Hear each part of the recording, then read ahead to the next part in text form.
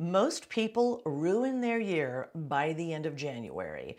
And what I mean by that is, for some people, they ruin their year by the end of January because they don't set any goals. They were afraid to set goals because they were afraid of getting off track of their goals. So they didn't just set any. But if you don't set any goals, either in January or at some point, but if you don't set any goals to elevate and improve yourself and your approach to your work, to your life, to your relationships, to your health, all these important areas of life, if you don't set those goals, then how can you expect to improve? You may improve, but the improvement will be slower than if you had set some ambitious goals with, of course, plans in place. So mistake number one is just not to set goals.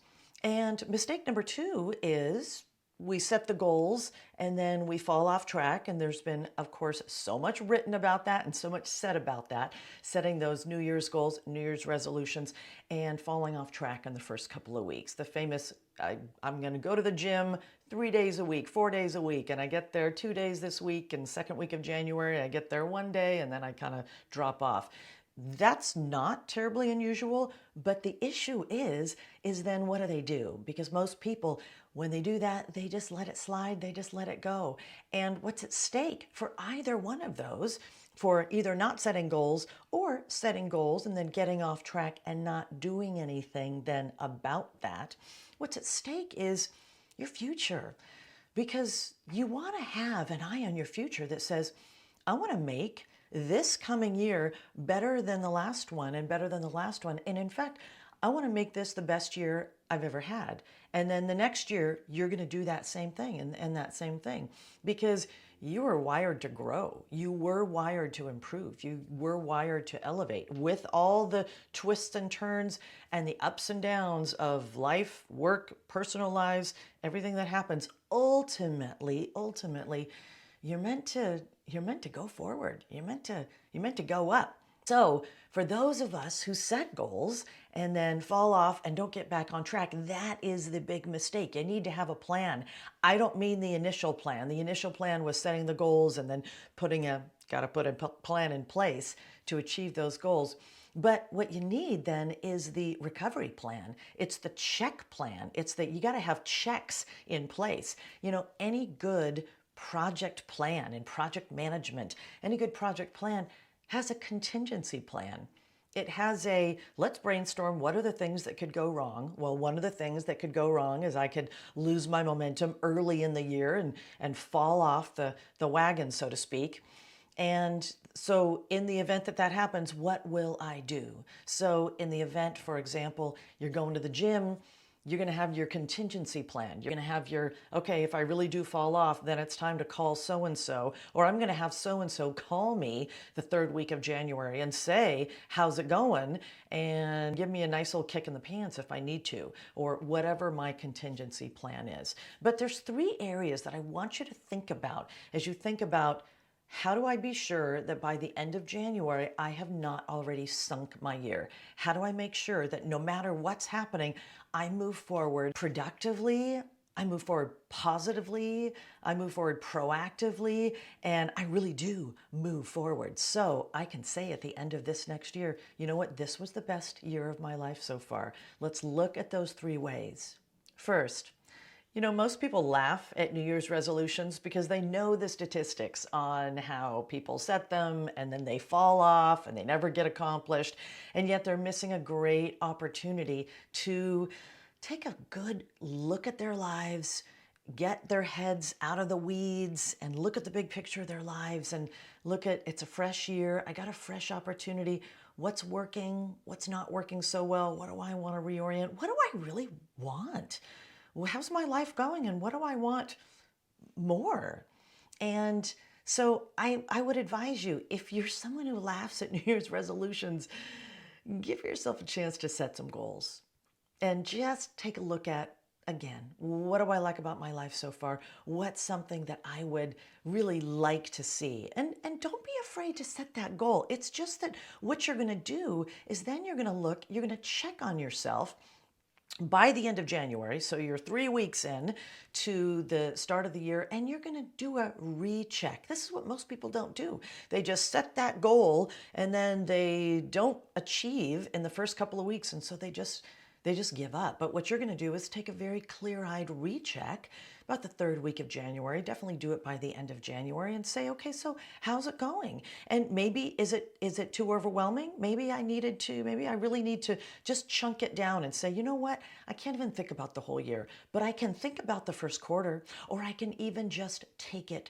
month to month. If you need to set shorter term goals, then do that. And in fact, that's what I recommend for those longer annual goals. You're going to chunk it down into sections anyway, quarters and months. So just take it a month at a time. Then back it up and just take it a week at a time, and just take it a day at a time.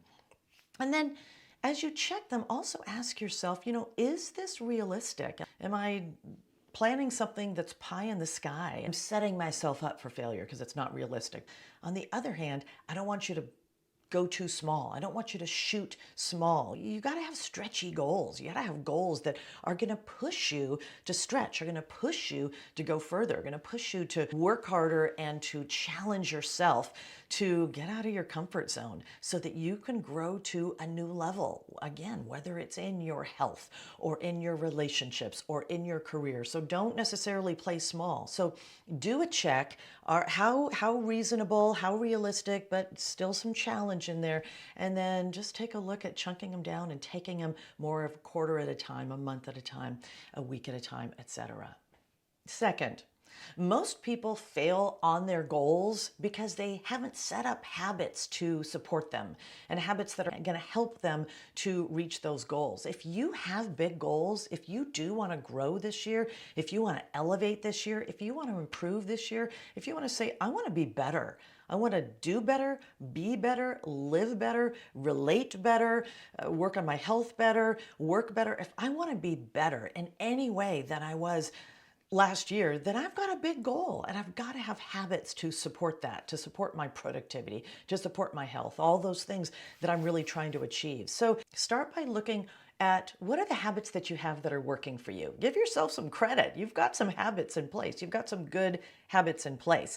Take stock of those, really look at the ones that are working for you, and then look at what are the ones that maybe are lacking for you. What are some habits that you need to, at least one habit that you can think about that you could add and that could be useful to you. And it might be around your health. It might be something around, I gotta be regular about taking my supplements. I've got to be regular about between big chunks of projects or meetings. I just got to get out and take a walk around the block or take a walk around the office or whatever it is, just to get up out of your chair. So around movement, it could be habits around productivity, around being sure that as you look at your list of the things that you need to tackle in the day, that you tackle the biggest one or the most important one first. Get that done first. We tend to put those ones off until last, but that's a great habit to get into, and it will increase your productivity. So think about, what do I have? What do I need to do? And then think about, and I've had many clients say, I just can't remember to do the thing. I can't remember. I just keep working. I can't remember to get up and walk around, or I can't remember to take my supplements. Then you want to look at habit stacking. And habit stacking is when I do this thing, I do this other thing with it. So if you're forgetting to take your supplements, put them next to your toothbrush. You have a habit of brushing your teeth, and now when you brush your teeth, you're going to take those supplements. Or put them in the cutlery drawer. So when you reach for a fork for breakfast, you're always going to see those supplements there, and you remember, okay, when I eat, I'm going to take those supplements. So practice habit stacking and just choose, what is it that I'm going to do to up my game in my habits this year that's going to support me in reaching my goals. Third, one of the big reasons people don't reach goals is they are not supporting themselves mentally. If you do have big goals, you are going to need big resilience, because you know that going for big goals, it's not going to be smooth sailing every day. It does not mean you shouldn't go after those goals. There are going to be days when it's easier, and there's going to be setbacks. Absolutely. And the question is, do you take that setback as, oh, it's a sign to give up on my goal? Or do you take that as, this is an opportunity for me to strengthen my resilience muscle and push through, find a way, as Hannibal said, as he sought to cross the Alps, we will either find a way or make one. And so you got to ask yourself, so how am I going to have that mental strength so I can push through when it gets hard? And a couple of things you want to do is, number one, you want to have your regular practices in place. And regular practices, a great time for those are morning and evening. And so whatever you need to do in the morning and in the evening to get yourself in the best mental state, the best mind state. And for some people it's their exercise, some people it's journaling, some people it's meditating and or it's praying. And for a lot of people it's a combination of those. So what are those things that are going to get you in the right state as you start the day? You're gonna go through your goals and just focus in on your goals there in the morning. It's a way of helping yourself get into the right state. In the evening, you want to do a reflection, a great reflection that you can do.